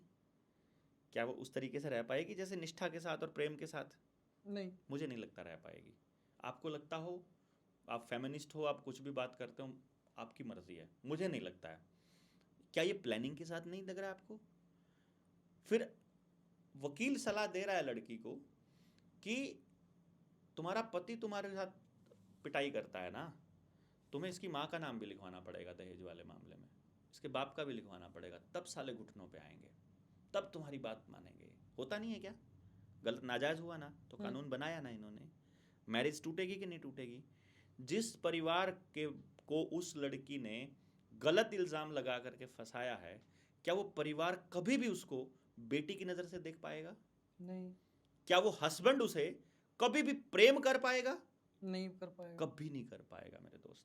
और जिस रिश्ते में इतना झूठ आ चुका है वो रिश्ता टूटे, मतलब टूटे बने क्या फ़र्क पड़ता है? भारत तो नहीं हो सकता वो। क्या ये आपको योजनाबद्ध नज़र नहीं आ रहा? नहीं आ रहा है तो मुझे आपसे कुछ इसमें क्या योजना है यार? आपको शरीर का स्ट्रक्चर बता दिया तो माँ कब बननी चाहिए, किस तरह का परिवार का स्ट्रक्चर होना चाहिए, किस तरह से रहना चाहिए, ये इसमें क्लियर नहीं हो रहा सब कुछ। और आपको कानून बना करके आपके पूरे दाम्पत्य जीवन को खराब किया जा रहा है। ये आपको षड्यंत्र दिखाई नहीं दे रहा? इसके अंदर नहीं दिखाई दे रहा है तो मैं क्या कर सकता हूं? इतनी कॉमन सी बात है ये जो मैंने बोली है, आपको अलग दिखाई दे रही है। मैं तो वो बोल रहा हूं जो हो रहा है आपके घर में, मैं तो वो बोल रहा हूं जो शरीर कहता है। आपके बच्चे का सीमन जिस टाइम पे बनना शुरू होता है तब शुक्राणु सबसे हेल्दी होंगे, या वो नशा करते करते 30 साल की उम्र में पहुंच जाएगा तब ज्यादा हेल्दी होंगे? बताना आप। पहले ज़्यादा हेल्दी होंगे। पहले ज्यादा होंगे, सिंपल सी बात है। आपको आप मुझे सिर्फ इतना बता दीजिए, आप कहते हो महिलाओं की बराबरी का नाटक खेला जाता है फेमिनिज्म के नाम पर, कि कहती हैं कि महिलाएं जो पुरुषों के बराबर हैं। महिला पुरुष के बराबर हो ही नहीं सकती है। अगर महिला पुरुष के बराबर होती तो उसको बराबर पैदा किया होता भाई, उसको यूट्रस थोड़ी दिया होता। महिला केवल महिला बीज बचा सकती है, केवल मादा बीज बचा सकती है। चाहे पेड़ हो, चाहे फूल हो, चाहे जानवर हो, चाहे इंसान हो, मादा के पास ही कैपेसिटी है बीज को अपने अंदर संरक्षित रखने की। आदमी बचा लेगा क्या? बराबर कैसे हो गई वो? उससे कहीं ऊपर है भाई। फिर कहेंगे मुझे भी आदमी के बराबर आना है, उसका लेवल बहुत ऊपर है, लेकिन उसको ये कहकर कि आदमी के बराबर आना, उसका लेवल नीचे गिराया जाता है। वो कहती है तुम सिगरेट थोड़ी पियोगे, मैं भी पीऊंगी। तुम दारू खाली तुम थोड़ी पियोगे, हम भी पियेंगे। तुम थोड़ी ना कर 2-3 लड़कियों के साथ में सहवास करोगे, हम भी करेंगे, हम भी जाकर के वहाँ करेंगे। जाओगे गुड़गांव चेक करो ना एक बारी जा करके। और अभी तो खबर छपी थी ना कि कनाडा में रहने वाली लड़कियां देह व्यापार करती हैं अपना खर्चा चलाने के लिए, जो यहाँ से लड़कियों को भेज रहे हैं बड़े विदेश में। हमारी बेटी वहाँ पे रहती है, क्या करती है क्या नहीं कुछ पता थोड़ी है, क्योंकि बराबर आ चुकी है ना वहाँ की लड़की। सिगरेट ऐसे ही बराबर में पी रही है, गुटखा बराबर खा रही है, वो बीज अंदर रख पाएगी, उतना ही शुद्ध रूप में बीज रख पाएगी। इसीलिए महिलाओं को इस करप्शन से दूर रखा गया था, उनको कैद नहीं किया गया था भाई। आदमी को औरत की कदर पता थी, इसलिए वहां पर शुद्धता का, वर्जिनिटी का, और सही समय पर शादी का, और पूरे फैमिली के उस आचरण में उस फैमिली की छांव में रखने का ये रिवाज रखा गया था। पूरा परिवार पूरा समझता था, पूरे सिस्टम को समझता था पूरा समाज। और इन्होंने, अंग्रेजों ने आपके नेताओं को पालतू कुत्ता बनाकर उद्योगपतियों का, और इस तरह के कानून पास करे कि आपका पूरा फैमिली स्ट्रक्चर गड़बड़ा जाए। और नहीं गड़बड़ाया हुआ तो बता दो, आज के टाइम पर आपका पूरा फैमिली स्ट्रक्चर गड़बड़ाया हुआ है। माँ कहीं रहती है, बाप कहीं रहता है, बच्चा कहीं रहता है, दादा कहीं रहता है, दादी। एक ही परिवार के 5 परिवार बना दिए इन्होंने। हर जगह आपको एक परिवार के 5 परिवार बनाने से 5 गाड़ियाँ लेनी पड़ेंगी, 5 ट्रैक्टर लेने, 5 कार लेनी पड़ेंगी, 5 बाथरूम बनाने पड़ेंगे, 5 टॉयलेट्स, 5 किचन बनाने पड़ेंगे, 5 मोबाइल। सब कुछ 5 करना पड़ेगा। बाजार की मौज, बाजार की मौज होती है इससे। इसलिए आपके बच्चे की पढ़ाई का इंतजाम आपके गांव या उसके आसपास नहीं किया जाएगा जहां वो पैदल चल सके। इंतजाम वहां किया जाएगा जहां जाकर पीजी में रहना पड़े उसे, ताकि एक परिवार वहां बसे। आपको नौकरी आपके गांव में नहीं दी जाएगी, कहीं दूर दी जाएगी। इवन पति को अलग, पत्नी को अलग दी जाएगी, ताकि एक घर वो अलग बसाए, एक घर वो अलग बसाए। आपको क्या लगता है, ये पता नहीं है उन लोगों को कि इससे परिवार टूटता है कि बनता है, इससे सेहत खराब होती है। आपका पूरा जिंदगी ट्रैवल करने में लगा दिया जाता है, जबकि मालूम है कि आदमी ट्रैवल करने के लिए नहीं बना। आदमी ट्रैवल करने के लिए नहीं बना है। और ट्रैवल कौन करेगा फिर? क्यों करेगा ट्रैवल? बताइए क्यों करेगा ट्रैवल? आप बताइए क्यों करेगा? अरे भाई, ट्रैवल करने के लिए बनाया होता तो पंख लगाकर भेजता ना परमात्मा।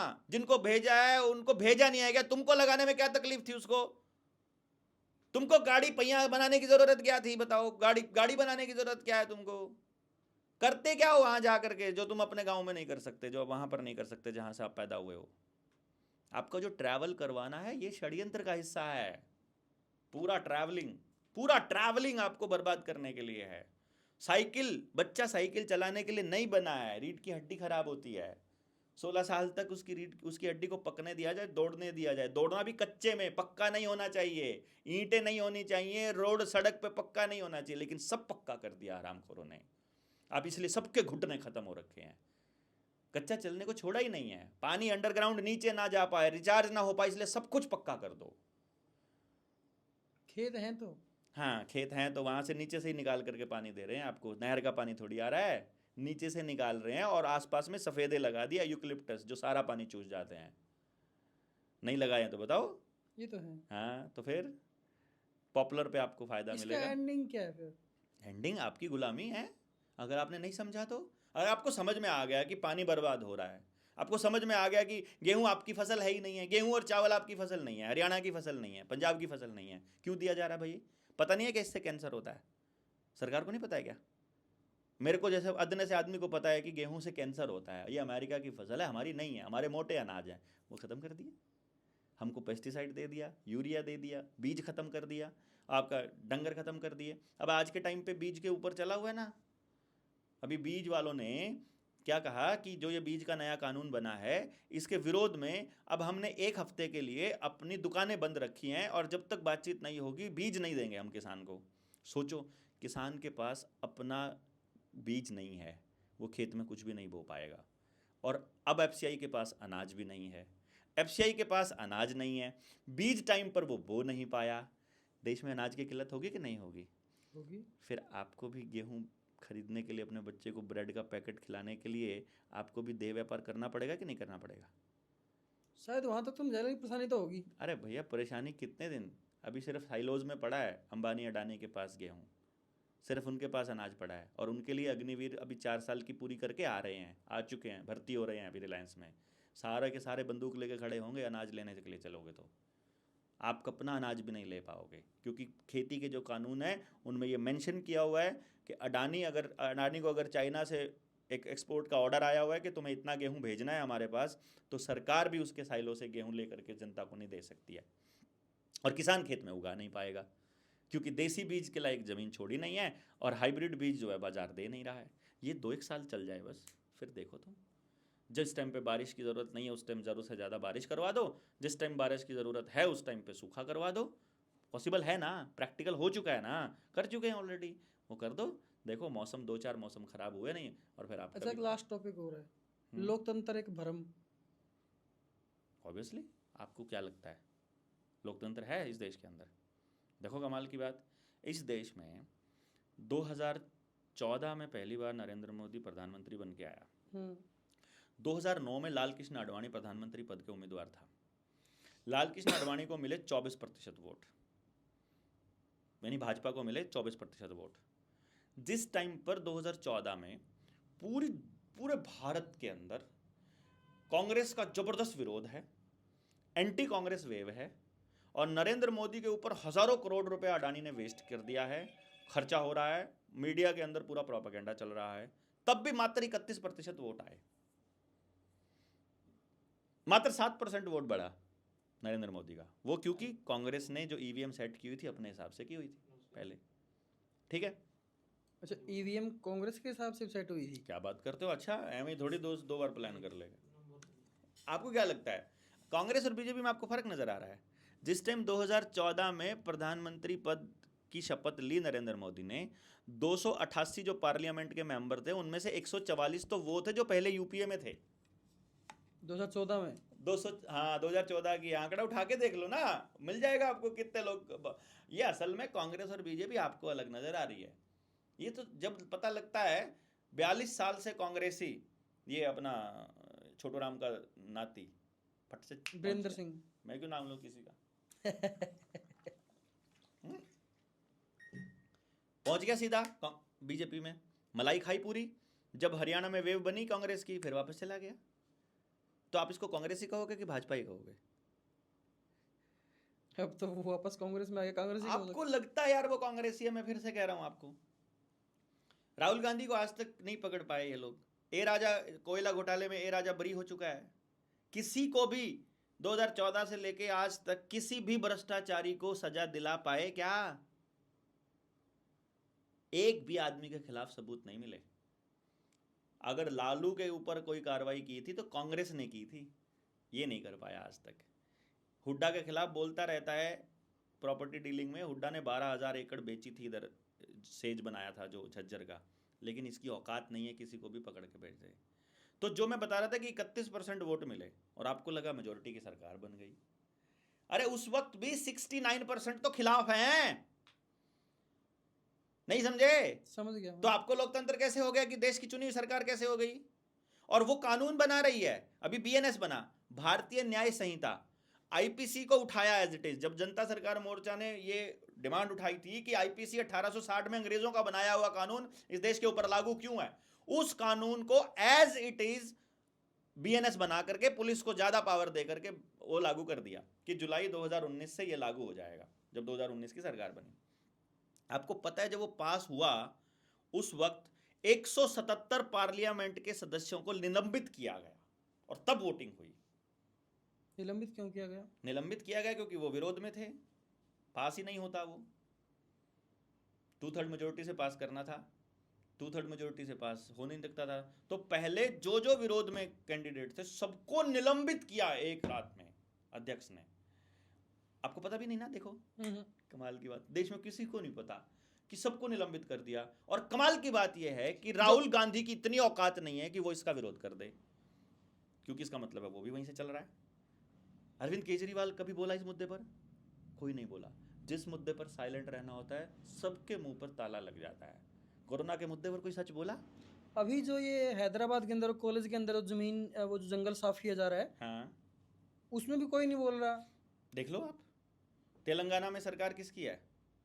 कांग्रेस की है। कांग्रेस की सरकार में जंगल कट रहे हैं। वो कांग्रेस जो हसदेव के काटने पर नाटक कर रही थी विरोध करने का, वो वहां काटने दे रही है और राहुल गांधी के मुंह में दही जम गया है। क्या ये भी नहीं बोल रहे कोई? बीजेपी वाले भी नहीं बोल रहे? बीजेपी वाले भी थोड़े बहुत, क्योंकि कांग्रेस शासित प्रदेश ऐसा करके कोई बात पोस्ट आती है उसको शेयर कर देते हैं वो लोग।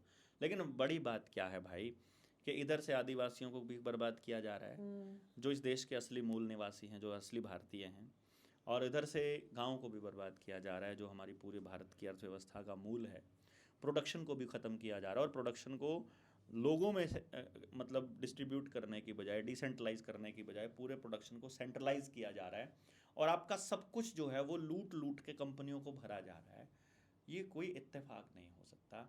ये ऐसे नहीं हो सकता कि गांव का आदमी अपने बच्चे को पढ़ने के लिए कहीं भेजे और वापस गांव में कभी आए ही ना। इतना परिवारों का टूटना, समाज का ऐसे टूटना, अपराधों का बढ़ना, नशे का बढ़ना, ज़मीनों का नीलाम होना और ज़मीनों का कर्जदार होना और हर आदमी कर्जे में होना और हर आदमी दुखी होना और हर आदमी परेशान होना, ये इत्तेफाक नहीं है मेरे दोस्त। ये सब पूरी तरह से स्क्रिप्टेड है और इसके बारे में हम आपको कब से बोल रहे हैं, 5 साल से तो ओपन मीडिया में आके बोल रहा हूँ, मैं सब कुछ बोल रहा हूँ। ये जो आज चलते चलते लोग गिर रहे हैं, ये जो आज रोज़ आपके गांव में सब बीमार पड़े हैं, इसके बारे में भी बोल चुका हूँ, जेल भी जा चुका हूँ इस मुद्दे पर। आप अभी भी किसी को पागल नजर तो आ इसका रहा हूँ। सॉल्यूशन क्या है? बात तो सॉल्यूशन की होनी समझ। चाहिए। समझ के क्या कर लेगा इंसान? क्या नहीं कर लेगा बताओ। अब इतने बड़े सिस्टम के साथ कैसे लड़ लेगा वो एक आदमी जिसको समझ आ गया? ठीक है, हम्म, गांव में एक आदमी को समझ आ गया, हम्म, क्या वो गांव मान लो का। मुझे समझ आ गया। अब सबसे पहले आप क्या करोगे? सबसे पहले आप देखोगे कि यार मेरा स्वास्थ्य खराब हो गया है हम्म, और मुझे सही खाना पड़ेगा, ये जो गेहूं है ये खरीदना बंद करना पड़ेगा। तो मोटा अनाज है नहीं है, मोटा अनाज नहीं है तो फिर किसान को बोलना पड़ेगा हम्म, भाई, कोई किसान उगाएगा, अगर हमारे पास ज़मीन नहीं है तो जिसके पास है वो अपने खेत में उगा लेगा, हम्म, जिसके पास नहीं है वो किसान को बोलेगा। हम्म, किसान बोलेगा इसमें प्रॉफिट नहीं है, आप बोलोगे जितना तुझे गेहूं में होता है मैं दे दूंगा, अकेला नहीं दे सकता, तेरे एकड़ बड़ी होती है उसमें अकेला नहीं दे सकता, फिर आपको एक आदमी ढूंढना पड़ेगा। आप आ गए मेरे पास, देवेंद्र भाई ऐसे ऐसे करके यार ये अनाज छोड़ना है, मैं बोलूँगा ना भाई मैं तो गेहूं ही खाऊंगा, फिर आपको तीसरे के पास जाना पड़ेगा, फिर चौथा के पास जाना, कोई ढूंढना पड़ेगा जो वही अनाज खाना चाहता हो, फिर ढूंढना पड़ेगा वो आपको खिलाने के लिए, वो बोलेगा चल ठीक है। तो ऐसा करके आप 10 लोग इकट्ठे होकर एक किसान को पोषित कर सकते हो। जैसे फैमिली डॉक्टर होता है ऐसे समझ गया। फैमिली फार्मर बन गया। हम्म, अब वो आपको प्योर सब्जी, प्योर सब कुछ खाने को दे रहा है। अब आपके गेहूं में, आपकी अनाज की थाली में अब ग्लाइफोसेट नहीं आ रहा है। ग्लाइफोसेट मालूम है ना? हमारी सोचने समझने की जो क्षमता है वो यहाँ से चलती है। पीनियल ग्लैंड, छोटा दिमाग जिसको माँ बोलती कागा, इसको पाइनियल ग्लैंड बोलते हैं, इसको थर्ड आई भी बोलते हैं, तीसरी आंख भी बोलते हैं आदमी की। ये सोच समझ की शक्ति देती है। इसको डायरेक्ट अटैक किया जाता है 5-6 चीज़ों से। पहली चीज़ है ऑर्डर। ऑर्डर मतलब सुगंध, गंध, सुगंध नहीं गंध। नेचुरल गंध अगर नहीं है तो वो सीधी यहाँ अटैक करती है। जैसे शुगर मिल की गंध नेचुरल नहीं है, केमिकल की है।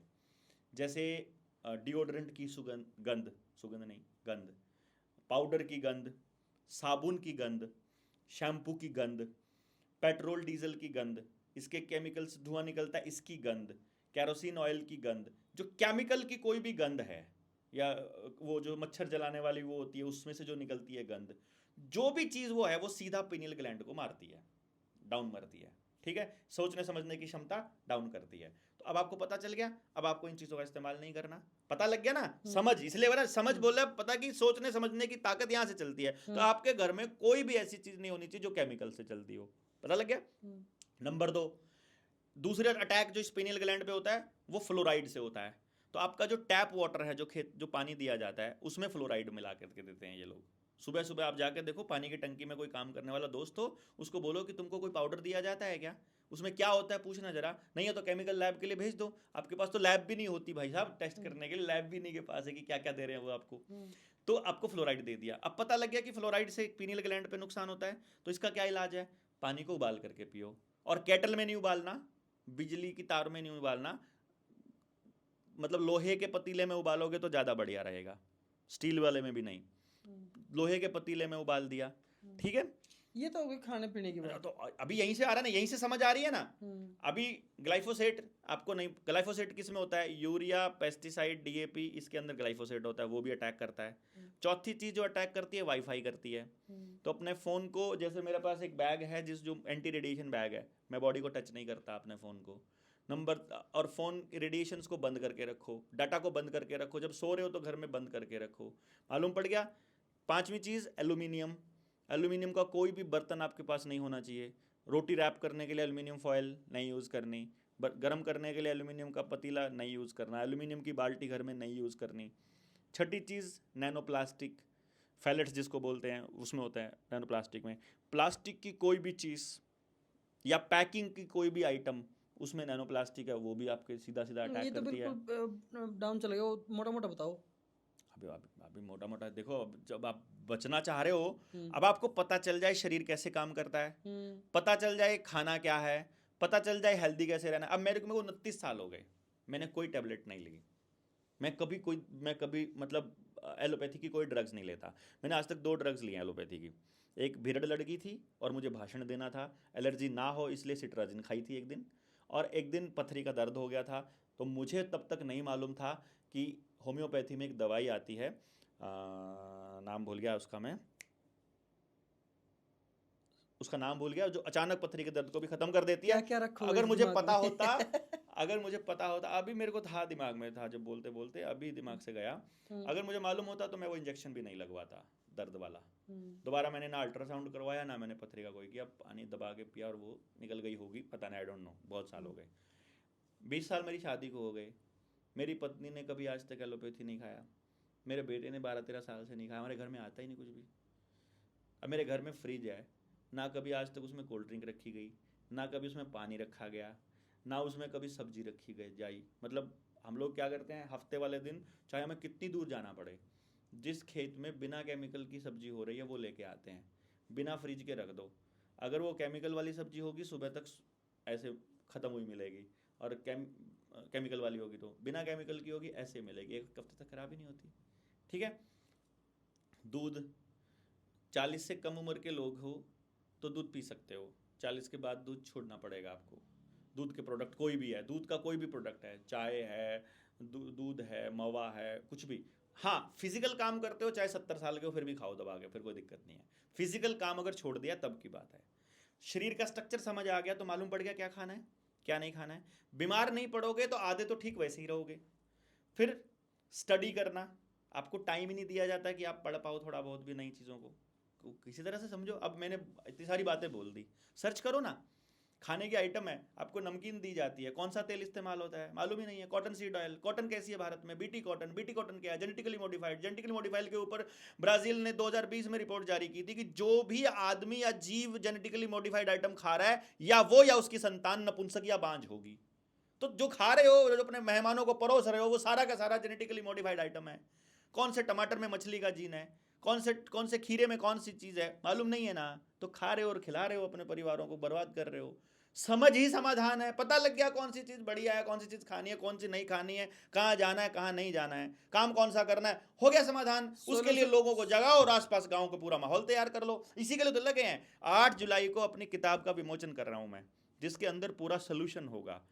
एजुकेशन के जरिए बच्चों का, मतलब एजुकेशन के जरिए स्कूल में ही बच्चे को जीवन जीने की कला कैसे सिखानी है, 100% एम्प्लॉयमेंट वाला एजुकेशन सिस्टम गांव में कैसे बनाना है, और पूरे षड्यंत्र को कैसे पर्दाफाश करना है, उसकी शुरुआत यहीं से करूंगा, अपने गांव फफड़ाना से। यहीं फफड़ाना से ही, अपने यहाँ से असंध से 6 किलोमीटर दूर है। यहीं अभी अगले हफ्ते से, अभी कटाई का दौर चल रहा है, और अगले हफ्ते से गांव में परमानेंट आ रहा हूँ। परमानेंट गांव के अंदर मिशन शुरू करूंगा, एक एक घर को समझाऊंगा। नहीं समझ में आएगा, लेकिन आए ना आए आई डोंट नो, लेकिन मैं अपना काम पूरा करूंगा, और पूरी किताब का विमोचन अपने गांव से करूंगा। गांव बच गया तो भारत बच जाएगा। और समझ ही समाधान है। समझ में आने के बाद ना, बस समझाना है आपको और लोगों को। किसी को आज समझ आएगा, किसी को नहीं आएगा। जो बरगद का पेड़ आपने कभी देखा हो, जो पीपल का पेड़ देखा हो, कोई 100 साल पुराना, कोई 200 साल पुराना, जब कभी वो अपने बाल्यावस्था में होगा, या जब कभी वो उगने वाली अवस्था में होगा, तो बीज रूप में तो वो इतना सा ही होगा ना। वैसे ही अपना विचार है आज के टाइम पे कि भारत को बचाना है। वो जो बीज रूप में विचार है, इसको पोषण जब मिल जाएगा, समाज को समझ आ जाएगा कि पंचायती व्यवस्था में अगर आप न्यायिक प्रणाली चालू करते हो तो सुबह कोई बात हुई, शाम तक समाधान हो जाएगा। लेकिन अगर पुलिस व्यवस्था में जाओगे तो पुलिस को दोनों पार्टियां पैसे देने पड़ेंगे, वकील को दोनों पार्टियों को पैसे देने पड़ेंगे, और जज को भी पैसा खिलाना पड़ सकता है। होता है कि नहीं होता है? तो एक तरफ है पैसे वाले राज, दूसरा ये है। अगर आप अपने बच्चे को स्कूल में ही पढ़ाओगे, अपने गांव के स्कूल में, और वही एजुकेशन सिस्टम आप अपने गांव में लागू कर दो, तो ना आपको बस का खर्चा करना पड़ता, ना आपका बच्चा ट्रैवल करेगा, ना दिन के 3 घंटे 4 घंटे ट्रैवलिंग में खराब होंगे, और आपके बच्चे के पास खेलने का, खेत में काम करने का, घर में हाथ बटाने का खूब समय होगा, और अपने टैलेंट के हिसाब से अपनी एजुकेशन सिस्टम को तैयार किया जा सकता है। अपने खेत, अपने गाँव को बचाने के लिए लड़ाई भी लड़ेगा, क्योंकि उस गाँव ने उस बच्चे को तैयार किया है। हेल्थ के मामले में भी समझा दिया जाएगा हर माँ को कि तुमको अपने बच्चे को क्या खिलाना है क्या नहीं खिलाना है, तो वो उसका बच्चा बीमार ही नहीं पड़ेगा। अगर आपको जीवन जीने का तरीका सलीका सिखा दिया जाए, तो क्या फिर भी आप इस तरह की जिंदगी जियोगे जो आपको नुकसान करती हो, समाज को तोड़ती हो, अपराध बढ़ाती हो, नशा बढ़ाती हो? मैं समझ गया आपकी बात। सॉल्यूशन ये है कि आपको समझना पड़ेगा, बस पढ़ना पड़ेगा, सिंपल। आपको जानना पड़ेगा, बातें करनी पड़ेंगी। मेरे जैसे आदमी को पागल कहना बंद करना पड़ेगा। ये कहना पड़ेगा यार इसकी बातों में जो जो काम की बात है वो निकाल लो ना। क्या जरूरी थोड़ी ना है कि सब, ऐसा थोड़ी होता है कि 100 की 100 बात मैं पागलों वाली कर रहा हूँ। कुछ तो काम की बात कर ही रहा हूँगा ना, कुछ तो काम की बात बोल रहा हूँगा। ऐसा थोड़ी हो सकता है कि सब कुछ बेकार की बात है। आपको हेल्दी रखने की बात कहना कहाँ से बेकार और पागलों वाली बात हो गई भाई? आपकी बात बिल्कुल ठीक है। तो इसलिए अपने गांव से शुरू करेंगे। 8 जुलाई को विमोचन है और यहाँ से देखिएगा, मेरी उम्मीद ये है कि पूरे भारत से लोग मेरे गांव में आएंगे। लोग गांव से जाकर शहरों में करते जुलाई हैं। में जुलाई में अभी शुरू करेंगे हम, पूरी आसपास के सब गांव में आएंगे, मैं भी आऊँगा। असम में भी आएंगे। बिल्कुल, आप सब लोगों को भी इनविटेशन है, बिल्कुल आइएगा। हमने बहुत सारी चर्चा करी आज, काफ़ी सारी चर्चा करी। पहले समस्या पर चर्चा करी, फिर समाधान पर बातें आई। अंत में एक छोटा सा जो शॉर्ट मैसेज क्या देना चाहोगे, सिर्फ शॉर्ट कुछ शब्दों का? शॉर्ट शब्दों का यही कहना चाहूँगा सभी लोगों को कि भाई हम ट्रैवल करने के लिए नहीं बने हैं, हमारा शरीर बीमार होने के लिए नहीं बना है। हमारा शरीर खुद को स्वस्थ रख सकता है, कोई भी बाहर का केमिकल उसको ठीक नहीं कर सकता। आपके शरीर को ही अपना डॉक्टर बनाओ, अपने भोजन को ही अपनी दवाई बनाओ, अपने गांव को अपना रेजिडेंस बनाओ। गांव बचेगा तो भारत बचेगा, क्योंकि गांव ही भारत है। ये थे हमारे साथ डॉक्टर देवेंद्र बलहारा जी, जो एक ऐसे मिशन पर काम कर रहे हैं, शायद ही इस जो मिशन का जो एक मोटिव है किसी को पता हो, क्योंकि ये समझा रहे हैं लोगों को तंत्र कहाँ से चल रहा है, क्या सिस्टम कहाँ से मैनेज हो रहा है, और आपको स्वस्थ कैसे रहना है, अपने शरीर को स्वस्थ कैसे रखना, अपनी फैमिली को कैसे बचाना है।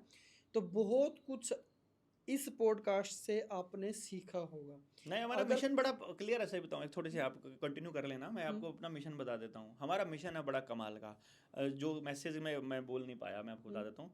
हाँ, सीधी सी बात है, जल जंगल जमीन जानवर और जन मतलब इंसान, जन जल जंगल जमीन जानवर, रोटी बेटी माटी, इसका सम्मान और अधिकार हमको हासिल करना है गांव को। दूसरा, शिक्षा स्वास्थ्य न्याय राजनीति खेती और धर्म, यहां से पूंजीवाद और पैसा खत्म करना है। बस ये आपके बचने का रास्ता है।